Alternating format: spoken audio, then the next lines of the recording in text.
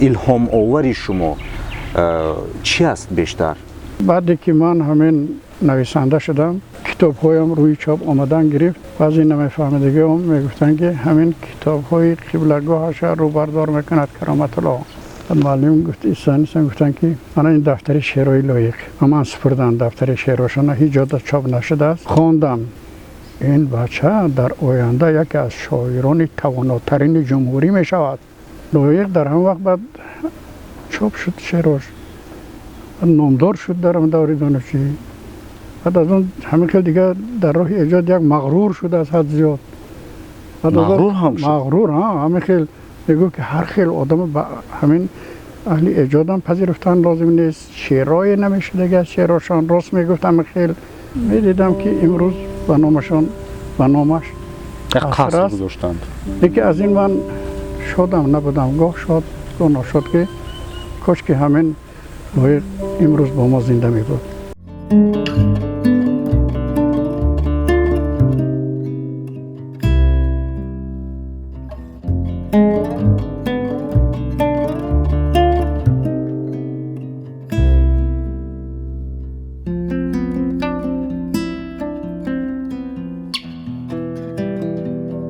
دوستان عزیز ما در صحبت نویسنده خلقی جمهوری تاجیکستان دورنده جایزه دولتی به نام ابا عبدالله رودکی همچنین جایزه به نام تالستوی کارمند شایسته مدنیت تاجیکستان دورنده اردن شرف علوچی معارف خلق تاجیکستان استاد کرامت الله میرزا قرار داریم.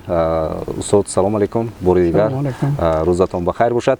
از همان لحظه ای که ما فهمیدیم شما در ولایت سوخت قرار دارید و برای استراحت در بهارستان قرار دارید ما تصمیم گرفتیم تلویزیون تنی که یک صحبت خاصه با شما داشته باشیم. این برنامه فرصتی گپ است و در این برنامه ما چند اندیشه های شما فکر شما دایر به نثر دایر به نثر امروز همچنین بله در راهی ایجادی در مورد کارهای ایجادی شما ارزش کارهای ایجادی شما و انعکاس این ابرازهای آفریده شما در سمت سینما و کینو میخواهیم یک صحبت ویژه داشته باشیم.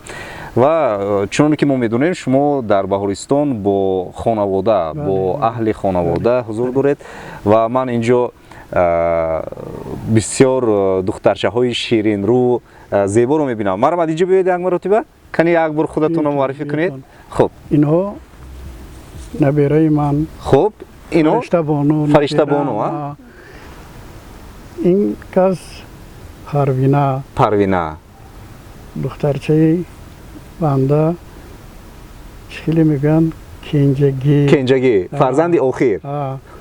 اینا همراه همون آمدیم و استراحت یک جای با اینها با اهل عائله برای کس بسیار خوش است. آفرین. خب پروینه خان یگان شعر میدونید برای ما؟ بله. کنی یک تا شعر گوید چی؟ طرز کتاب در جهان یار نیست در غم کده زمانه غمخوار نیست هر لحظه از او به گوشه تنهایی صد راحت هست و هرگز آزار نیست. خیلی خوب خیلی خوب. دختری کی میشوید شما؟ دختر نویسنده کرامت الله میرزا. آفرین. کدام اثرهای استاد میدونید شما؟ پیری برهنه برای شهری گوشوار خانه بابا قهرمان آدمی خوب. آفرین. آینده شما هم یگان کار ایجادی یگان حکایه ها نوشتن نیت دارید؟ بله. شما البته شما گوهر هستید زیرا در نزد خود یک پدری دارید که ایشان گوهر نثر معاصر تاجیک هستند. میگوید که من به شما چی دارم میگوی؟ من فخر میکنم که پدر من نویسنده هستن. همون دوگانه هاتون میپرسن شما یکی پدر شما نویسنده در مکتب معلم هایتون میدونن شما یکی شما دختری نویسنده خلقی هستید؟ صورت استاد در یک اونجا هست؟ بله در مکتبمون هستن. وقتی که شما کتاب های ورق گردان میکنید و صورت استاد رو میبینید فخر میکنید؟ بله. خرسند میشوید؟ بله. آفرین. خیلی خوب. فرشته بانو شما چی شعر میدونید برای ما؟ اینم هر جاشون همسین در صنف در یک صنف میخونن دردشون؟ هر جاشون هم این اندک یک سال خورتر فرشته بانو یک سال کلانتر هر جاشون بود در یک پرت میشنیتون ها؟ هر جاشون بهایی چی میگیرید؟ بهایی 5 5 کن هستن هر جاشون هم آفرین اعلا آفرین فرشته بانو شما هم یکون شعر میدونید برای ما؟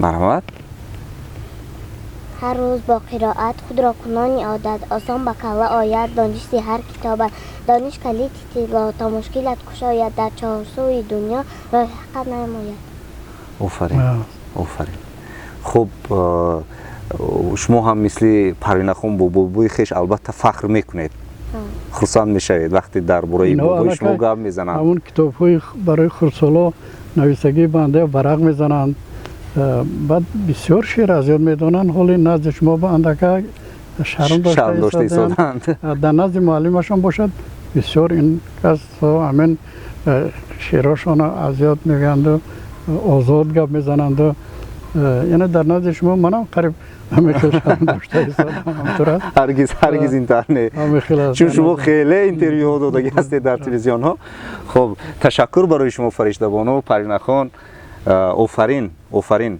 من هم به شما رشک میبرم به هر دوی شما رشک میبرم حسد میبرم که من مانند شما بابای نویسنده ندارم پدری نویسنده ندارم لیکن البته رشک خوب است رشک سفید حسدی سفید است بله تشکر رحمت ما با استاد چند صحبت میکنیم خب استاد عزیز ما اینجا با خورترکان شیرین رو فرشته بانو و پروین خان صحبت کردیم بسیار من میبینم که آنها در یک خانواده فرهنگی کلان میشوند من میبینم که آنها تربیه یک شخصی فرهنگی رو گرفته شدند خب شما با وجود اینقدر سرکوریتان با کودکان وقت دارید با آنها یعنی برای تفتیش درس از خود کناندن یگان شعر نمیدونم میدونید که تربیت فرزند در نوبت اول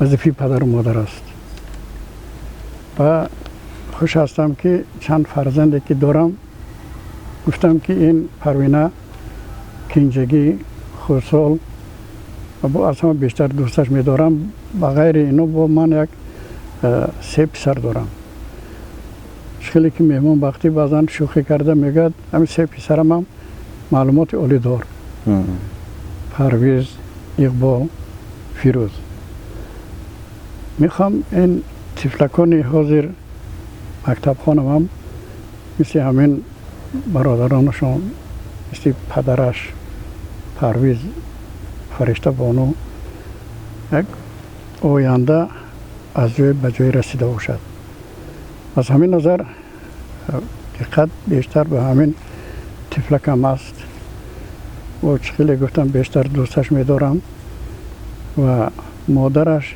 بیشتر میخواد که باهاشان اعلا باشد اگر من مثال فرصت نیابم همین روزنامه هر روزهشان مادرشان میبیند بهای میبیند با بهای خودش با این فرزندان میتنین و همطور است این خواندن اینا همطور یک مکتب نه و همین هر دیشان هم یک کتابخانه کلان دارم من همون میروند کتاب های و رفت های میبینند بعضا همون برای خردساله من می نویسم قریب یک 10 کتابچه برام دیگه اساس نامشون هم گفتند که آدم خوب قهرمان پیری بیره نبیره شهری از همه اساسیش گوشواره و این اصول میگذاریم وقتی که به نام لایق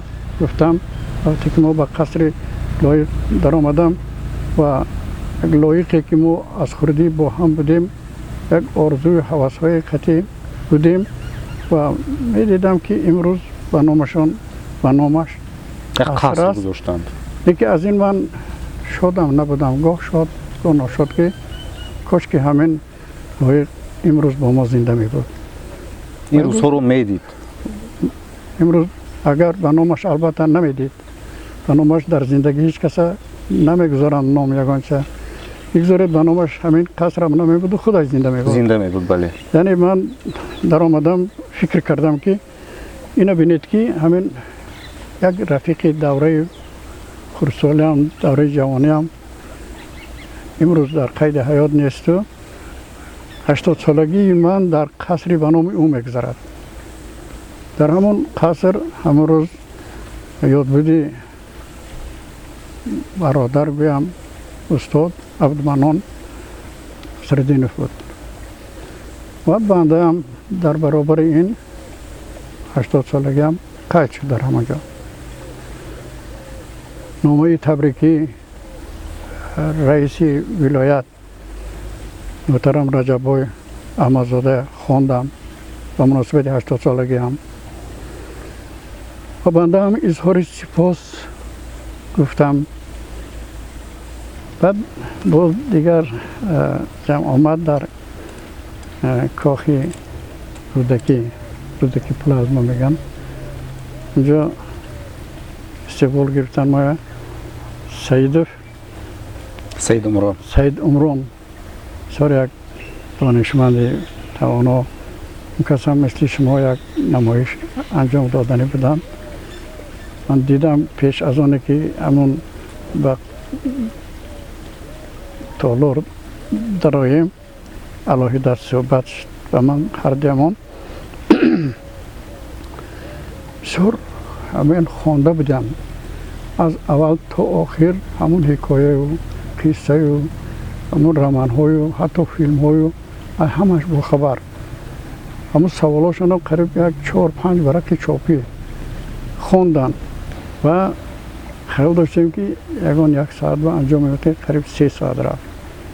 یک صحبتی گرم و نرمی بسیار خوبی شد در آنجا خاطر ماند.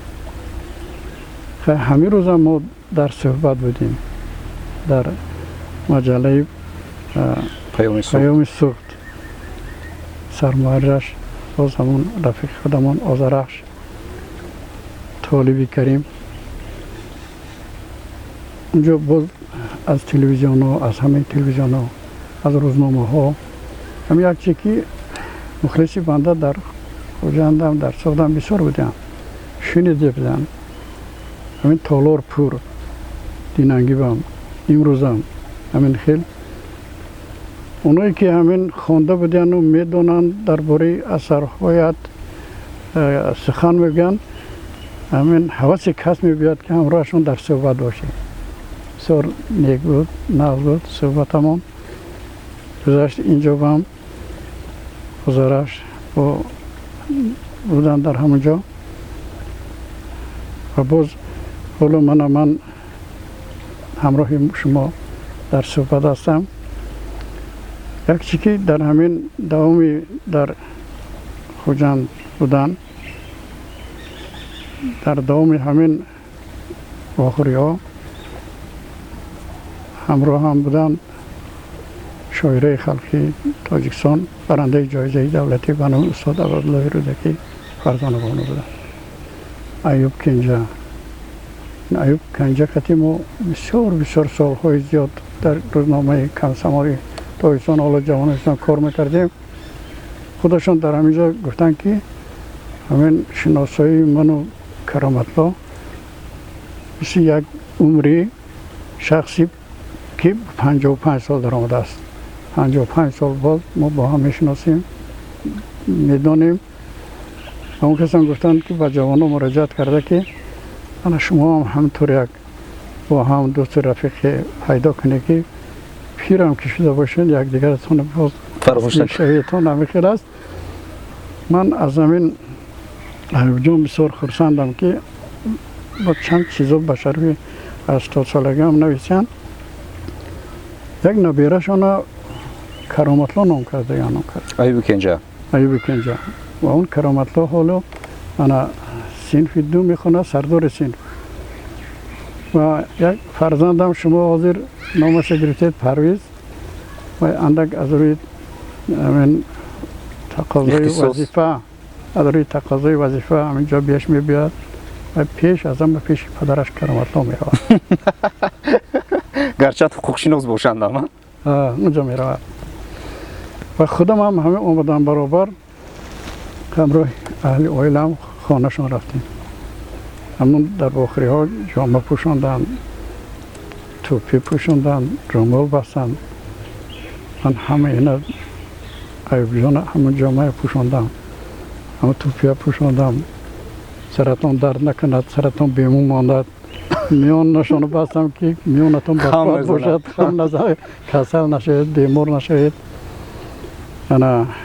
یعنی در همین باخری من همین رفیقای نزدیکم بودن، همراه گذشت، بسیار ناز گذشت و بسیار همین حس میکردم که همین مخلصان من همینجا پیدا میشدگی ها بیشتر میخوان که با ای نزدیکتر با بنده رو بینند و با از حالنامه هم با خبر شوند، از روح ایجادی هم کمتر نقل کنم و نام اقلا کتاب هایم را باز به زبان بیارم، نام فیلم هایم را با آنها همراه یاد بیاریم. از همین نظرم بعد من در سوال جواب بدم همراه هم نام. استاد در مورد روح ایجاد چون ما میدونیم که شما یک پیراهی بسیار طولانی رو طی نمودید و از اولین حکایه ها تا قصه و پوست و رمان که امروز واقعا این اثرهای مردمی شدند و بیهوده هم نیست که چندین اثرهای شما از همون درد عشق و غوزن تا نشان زندگی، مرگ بیگناه، از همه سلسله فیلم معروف با نام در روزوی پدر، از روی این اثرها فیلم برداشته شد و واقعا هم محبوب همگان هم گردید. ما قصه های خیلی زیاد رو در مورد سلسله فیلم ها و فیلم ها میدونیم و در مورد فیلم هم صحبت میکنیم. یک چیز استاد، در روند ایجاد از آغاز که شما زمان یک جوانی بودید و امروز یک مرد سالاری هستید، یک سالمندی هستید و سالار هم هستید و شما از روی ژانر ریالیسم رو انتخاب کردید، از روی ژانر ریالیسم، اسلوبی ریالیسم رو متدی ریالیسم رو انتخاب کردید و سوال این است که در همین روند ایجاد از همون زمان جوانیتون تا به امروز چی به شما الهام میدهد؟ یعنی الهام آوری شما چی است بیشتر؟ این یک گپ است که کسی که به این دنیا می آید پیشکی به چی کسب و کار عمل مشغول شدنش الکی معلوم است، از خردسالی معلوم است، نظم میزید یا خوش میزید یا ناخوش معلوم است. و بنده هم از همین خردسالی به کتاب مهر داشتم، همین چشم کشادم گویا در خانه همون کتاب دیدم. خانه همون پری کتاب بود، کتابوی کلان و اونا اکثرشون کتاب های دینی، پندی، نصیحتی، حکمت و این کتاب های پدرم بودند همش. پدرم که اون کس از بخارا میگویند که در 7 شتر کتاب آورده بودند و این کس 27 سال در بخارا خواندگی تعلیم گرفتگی و وقتی که از بخارا برمیگردن خطی ارشاد گرفته، علمای بخارا میگن که ایشان دام الامرزا علم به حصار بردند. یعنی همین خیلی کتابی بسیاری داشتن، علمای توانا بودن، در زمان زیستن که زمان شوروی بود. بسیار یک زمانی سنگین و سخت. اون زمان همین نه مولای و نه ایشان و نه اهل سواد و نه شاعر و نه نویسنده و کتابدار و اینا عنصر بیگانه می‌حسابیدن. عنصر ضرر رسان اعتراف می‌کردن. همون ناظر این شد در ادبیات کمتر شده است، بسیارتر عنصر بیگانه همه خیلی میگفتن کلان سلام میدانند عنصر بیگانه جایش حبسخانه بود بعد از سیبیر به درغه میشدند بود بله بعد تا حدی که نابود میساختند همه خیلی بود و حیاتی پدرم هم بسیارش در محبس گذشتگی قبلگاه تا آخری عمرم یک چیز است که همین کتاب هاشون بسیار بود و خودشان هم کتاب داشتن کتاب های بیشی اون کتاب های مجبور میشن سوزاندند و بوجا کردند و گور کردند همه خیلی و این بعدی که من همین نویسنده شدم کتاب هایم روی چاپ آمدن گرفت بعضی نمیفهمیدگی هم میگفتن که همین کتاب های قبلگاهش رو بردار میکند کرامت الله فهمیدن که نه آخر و یا دیگه چی می نویستند که دیگر می نوشتند دیگه چی می نویستند و من زمان امروزی که ما و شما میزیم همین هم میزیم که اون کس نیستند همین خطیق از این چی من موند این گپ بر هم خوردم که گپم بود تقدیر پدر چگونه صورت گرفت؟ تقدیر پدر خواستم طولانی نشود این گفتگوی امان فقط در گریز و گریز و آخرین وقتم اون کس می جستند بیمار شدند اون کس شاگرده بسیاری داشتند یک علمای زبردستی اون وقت همین وادی سار و خطلان از همه جا تا از وزستان ازشون می اومدن خواندنی بیمار شدن و در هم بیماریشان هم گفتن که همین انا در دیه های راحتی دین بیگو عبدالرحیم بایا از سیبیر بردیان بودکوش خطیب بردیان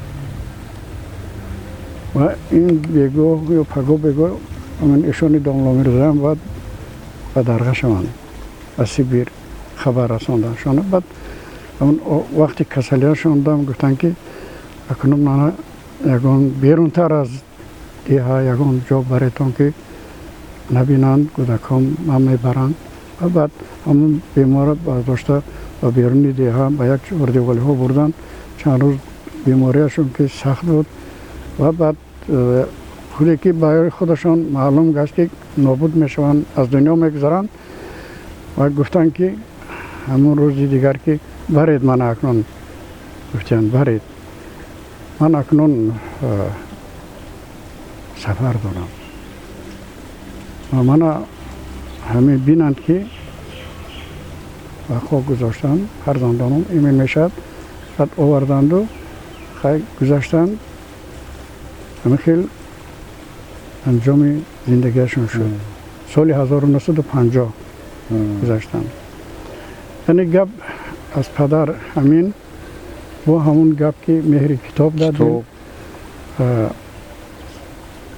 مکتب ابتدایی میگفتن اون وقت 4 ساله بود در دهه همون مکتب ابتدایی بود بعد مکتب میانه در دهه راحتی بود اونجا رفتم دوام تحصیل اونجا بسیارتر همین مکتب کتابخانه و همراه کتاب بودم کتاب میگرفتم کتاب میخوندم و با گازت پیانیر تویسون حواس مقاله نویسی هم پیدا شد مقاله می نوشتم از حیات همسنف و اوچسکه نزدی مکتبی و یک مخبری گویا که پیشقدمی همین گازت شده بودم و به من روزی یک توفه از گازت آمد یک بسته بسته کتاب بود و این توفه من توفه نوشتن هایم توفه با قلم رو شدنم بود بعد من با چخیلی گفتم اکنون که بعد دانشگاه آموزگاری داخل شدم این طرف بعد از اون و شرایط دیگر هم نو یک چی گفتید خوب گفتید که همین یک نویسنده یا شاعر شدن علی ایجاد شدن خود از خود همه خیلی نمیشود پیدا نمیشود بعد از اون شرایط اینجا فراهم که شرایط خوب فاکولته تاریخ فیلولوژی فاکولته ادبیات بعد از اون همین چی بود در اونجا محفل ادیبان جوان بود و اون تیلو پولادی استاد راهبر بودند. در این محفل بسیارتر تاثیر بود با هممون و همینجا درباره لایق باز یک چی میگم که همون معلم گفتن راهبری هم محفل گفتن که اکنون از میان شما بچه‌ها یک تاتانا ما راهبری محفل اعلان میکنیم از استودنتا. هم ماهان بسیارمون می نویستیم یا چنین چی. بعضی طلبه هم دانشجویی بودن که کرمشاه نظرف میگفتن دیگر رو حتی غایب سفر دادم همینجا بودن و یا کرمشاه نظرف رو و یا دیگر رو شعرهاشون چوب میشد. بعد از اون همون کرمشاه نظرف از بدخشان بودن و تیلو پولادی گفتن او معلم و همین بچه لایق میگه لایق بودای و این چی نویسته یک شعرش نخونده معلم ما هیچ کی نمیدانه شما اینه میگیرید و همین سرداری گروه میکنید ما میکنید ما ایستادگی. معلم گفت ایستانی سن گفتن که من این دفتر شعرهای لایق و من سپردن دفتر شعرهاشون هیچ جا چاپ نشده است و من سپردن خواندم این بچه در آینده یکی از شاعران تواناترین جمهوری می شود. پیشگویی کردن پیشکی گفتن پیشگویی کردن و یک چند روبایش هم خوندن و لایق در هم وقت بعد چاپ شد شعرش نامدار شد در هم دوری دانشجویی. بعد از اون همین که دیگه در راه ایجاد یک مغرور شد از حد زیاد. مغرور هم شد؟ مغرور ها همین خیلی میگو که هر خیلی آدم همین اهل ایجاد هم پذیرفتن لازم نیست شعرهای نمیشه دیگه شعرهاشان راست میگفت همین خیلی و تو جای حق هم بوده؟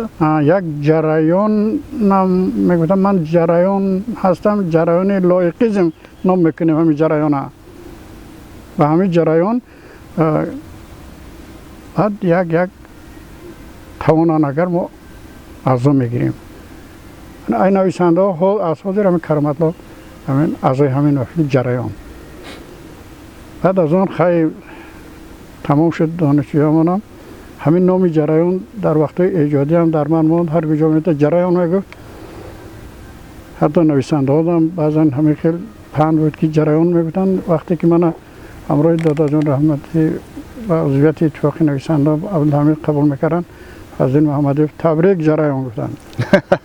یعنی استاد فضل محمدی هم از این قصه آگاه بودن؟ همه آگاه بودن همینطور لایق میاش. خیلی اینجا گپ اندکی از ترجمه حالم رفت اندکی راه ایجادم رفت. بعد از اون من حکایه می نوشتم. اولین حکایه‌ام 2 سپتامبر سال 1965 در گزیت معارف و مدنیت میگفتن. اون وقت سرمحررش رحمتی یهودی و بودن بسیار بانوی حق پرست بودن. بوری نصاب بریدی و چوب کردن حکایه اول ما. بعد بود در صدای شرق 2 حکایه هم یک جای چاپ شد. یک سرسخن قطعی چاپ شد. بعد از اون مجموعه اولی همین حکایه همون از جانب اتفاق نویسندگان فرمودن که آماده سازیم. اون وقت کتاب چاپ کردن آسان نبود. همین محاکمه میشد در اتفاق نویسنده ها. حتی همون حکایه ها یا شعرهای کسی را محاکمه میکردن که علاقه پیشگی در مجله و در روزنامه چاپ شده باشه اندک نامش پیدا شده باشه. بعد به من عبدالحمید فرمودن که مجموعه حکایه‌مون تیار کنیم. بعد مجموعه حکایه‌مون تیار کردیم. بعد عبدالحمید به من گفت که همین یگان چیزی کلانتر هم داری داخل کنم اونجا پرتا. من هم وقتا در لبی صندلی معلم بودم. یک چی می نوشتم و این چی بود. همون پرتا افتم در همون معلومه. اندک بدتر بود که از اتفاق نویسنده سیم زدن که پویست تا خوندیم یا اندک بعضی مسیحت دادن. بعد همین پویست در صدای شرق چاپ شد، ستاره امید نامش پویست اولم. و بعد از اون همین کتاب اول من پویست اولم شد. و این امید، ستاره امید نام گذاشته بودم. حالا خیال میکنم همین ستاره ها در آسمان ایجادی من بیش هستم. این طرفش شما میدونید بازر همش قریب نام بردید. образи нозимӣ чун усули нигориши шумо аз нигоҳи жанрӣ реализм аст, реализми воқеӣ. имрӯз нозимӣ ягон образи воқеӣ дорад, яъне ин образ зинда ҳаст, прототипи ягон образи зинда ҳаст ё тахайюлоти шумост? шумо хеле зиёд дида ҳастед. таша нозимӣ гуфтан нависам, нозимиҳо ки ҳар рӯз оила паси по мезананд ба хотири ҳавову ҳавас оила вайрон мекунанд, ҳамон ҳамсарашонро пеш мекунанд. аз думи ҳамшарашон меравад ду кӯдак ё бача ё духтар, меравад вай бо ну шавҳар мекунад, яки рӯзи вай сиёҳ аст ки ин ду кӯдаки аз пасаш омада таънаи сари вай. рӯзи ин кӯдако рӯз нест, бисёр талх аст. ин хело ки ҳамин оила мепартияну зан мегирану кӯдако бисёр азобаш мебинанд аз бепадарӣ. баъзан аз бемодарӣ ҳам модаре ҳаст ки фарзандаша мепартияд дар пеши падару меравад ё хай аз дунё реҳалата мекунад, сабабаш мегузарад. лекин ҳамин тифл бояд ба чор чашм дар болои сараш бошад. дуташ яъне монд ва хор мешавад. падар бемодар фарзанди хурда калон карданаш ба иқа манфиатдор намешавад, барои фарзанд манфиат намешавад. ва модарам фарзанда писарашро доша бе падар калон кардан душвор аст. лекин ҳамин хел ҳаст. имрӯз боз зиёдтар шудаги ҳастанд, мисли нозимиҳо ки оилаашон шудааст оилавайронӣ. яъне ғоя он аст ки бояд фарзанд бетарбия намонад, фарзанд бояд бесарпараст намонад. мақсад ҳам ҳамин аст. хуб устод, дар мавриди дар самти синамо баргузидани асарҳои шумо ки ин ҳам беҳуда нест. албатта коргардонҳо варақ мезананд, коргардонҳо мебинанд ки чӣ асари ҷолиб ҳаст, аз кадом ҷиҳат, аз нигоҳи ғоя то чӣ андоза метавонад таъсиргузор бошад барои тамошобин. хуб, дар мавриди ҳам филми дар орзуи падар, ҳам филми марги бегуноҳ, чун шумо офарандаи ин асар ҳастед, нависандаи ин асарҳо ҳастед ва чандин асарҳое ки дигар ки баъдан боз рӯи экран омаданд, шумо аз кори коргардонҳо қонеъ будед? оне ки шумо мехостед бинед дар пардаи синамо дидед? як чӣ гӯям ки шумо агар ба филмбардорӣ машғул шуда бошед, воситаҳои техникӣ аст. дар воситаҳои техникӣ азоби рӯҳӣ пайдо шуда наметавонад, озори дидагӣ пайдо шуда наметавонад, дард пайдо шуда наметавонад. вай ҳамин як қолаб хати наворда мебиёяд. ҳамин дар орзуи падар ки вая ин қадар ҳозирам мардум солҳои бисёре гузаштааст аз ҳамин нашр шуданаш. ҳозирам бовар кунед, ман ҳамин ҷо омадам, ҳамин суғда омадам, ҳама дар орзуи падар мегӯянд. инам як духтарак амрӯз дар воқеъ дар ҳамин маҷаллаи озарахш буд ки номи ман мегӯд дар орзуи падар шудагӣ аст муаллим. медонед барои чӣ? вақте ки ҳамин филм буд, хурд будам, ҳамин мехостам ки аз тамошояш намонам ҳеҷ вақт. дарс буду мегурехтам, мерафтам тамошо мекардам. дарси директор чанд бор نبودم در درسش گجوده بودی تو در ارضی پدر و روز دیگر هم گجود بعد گفتن که تو در ارضی پدر نومد در ارضی پدر همین روز هم گفت همین روز هم منم میگم در ارضی پدر قریب نام گفته بیام یعنی همین خیلی یک اثر پیدا شد سر 23 قسمت فیلم شد همه میدانند این فیلم تاجیکای تمام جهان تماشا کردن ایران و افغانستان همه جا حتی پرزیدنت افغانستان کرزی و تاجیکستان آمده است در آخری به پرزیدنت محترم ما گفته است که همین یک فیلم شما من افغانستان پکر کرد همه تماشا میکند شما در ارضی پدر میگیم ما مهربان میگیم هم فیته های همون به منم دسترس شود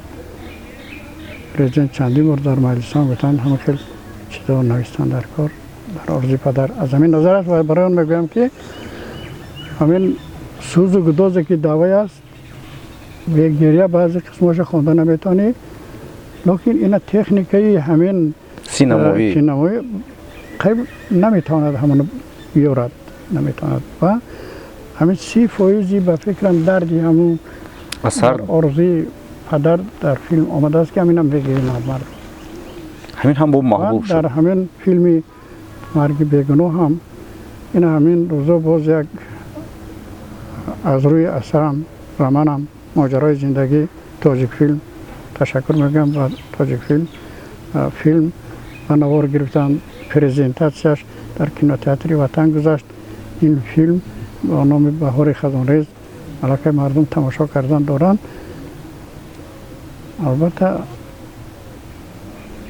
همه اندیشه های در کتاب بوده که این فیلم این رمان 3 دوره در بر میگیرد زمان پیش از شوروی زمان شوروی زمان صاحب استقلالی همه اینا همون کارگردان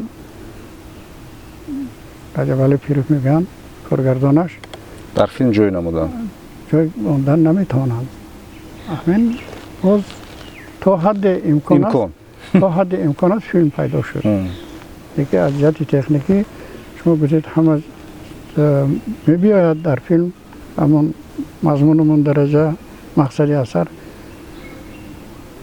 کاهش میخورد استاد شما حالا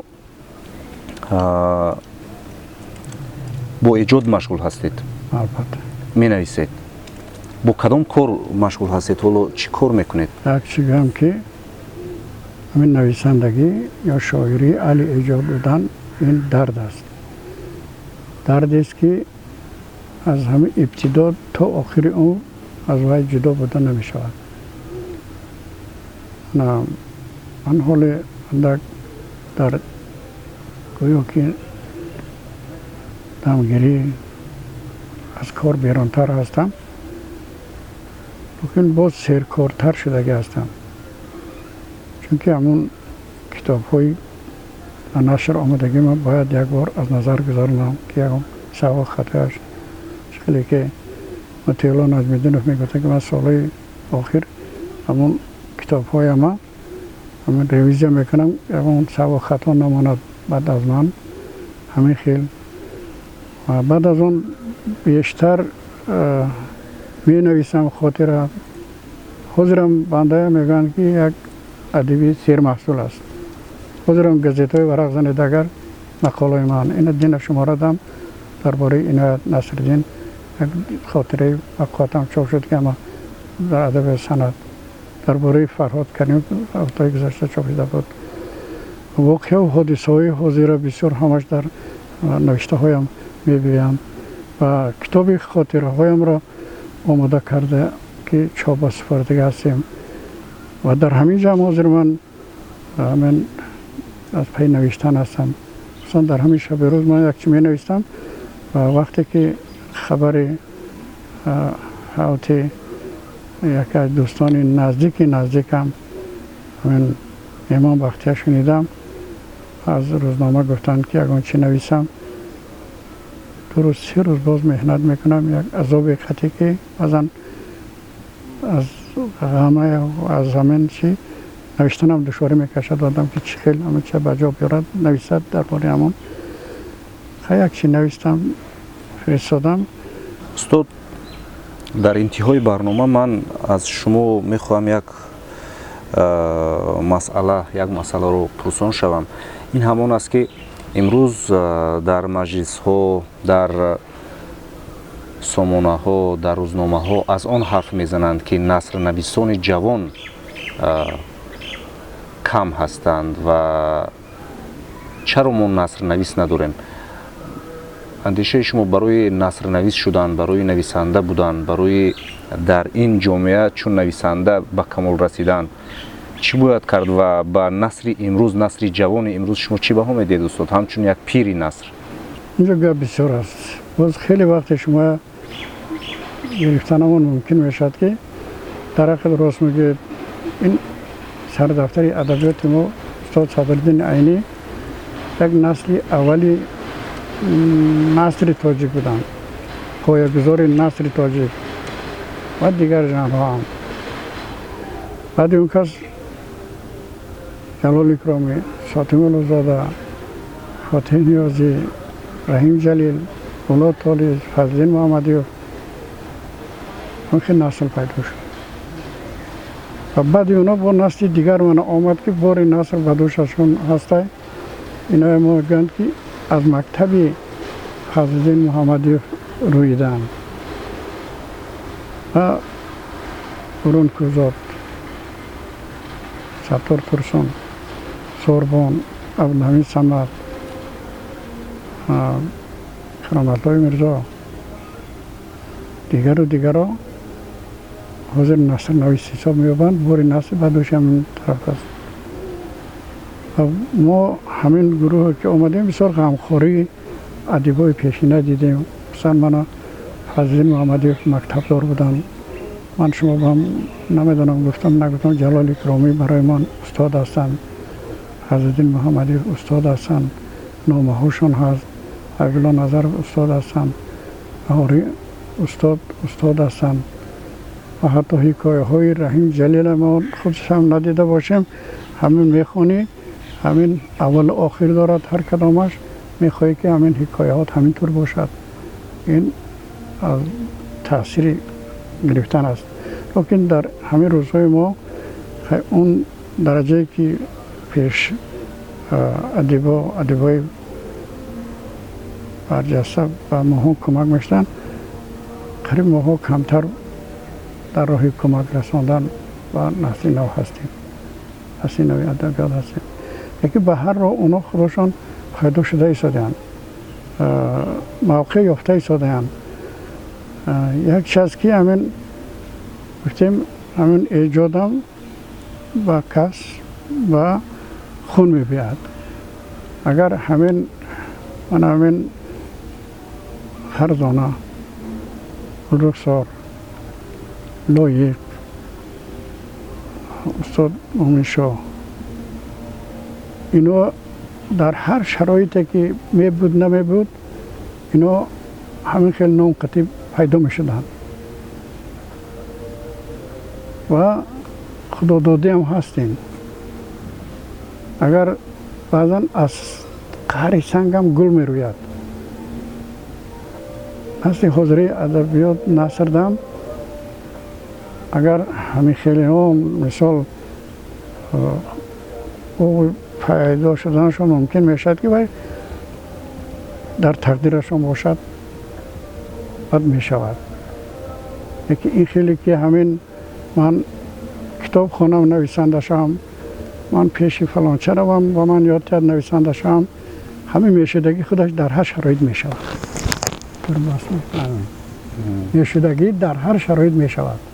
تماشاگران عزیز، در اینجا برنامه فرصتی گپ، نشر نوبتی برنامه فرصتی گپ به انتها میرسد. ما باید خاطررسان کنیم که همصحبت ما نویسنده خلقی جمهوری تاجیکستان استاد کرامت‌الله میرزا بودند و ما برای شما استاد سپاس میگوییم که وقت جدا کردید برای صحبت و از شما هم برای ما هم برای تماشاگران اطلاع خیلی زیادی لازمه мо гирифтем аз шумо ва ба шумо умри дароз таманно мекунем, сарбаланд бошед устод. мо бо пайраҳаи шумо меравем албатта ҷавонон ва албатта умед мекунем ки дар ин ҷода, яъне дар ҷодаи наср, дар ҷодаи осори бадеӣ, дар ҷодаи насри нави тоҷик ҷавононе низ пайдо мегарданд ки идомабахши кору пайкори шумо, идомабахши насрнависони муосири тоҷик ҳастанд. дӯстони азиз, сарбаланду пирӯз бошед. То барномаҳои дигар, худоҳофиз.